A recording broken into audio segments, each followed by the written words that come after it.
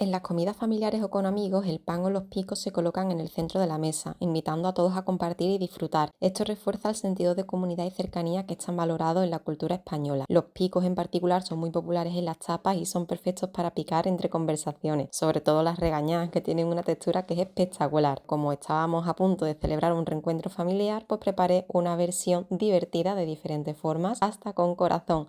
Estaba buenísimo, el sabor a parmesano les gustó tanto a los más pequeños como a los más veteranos.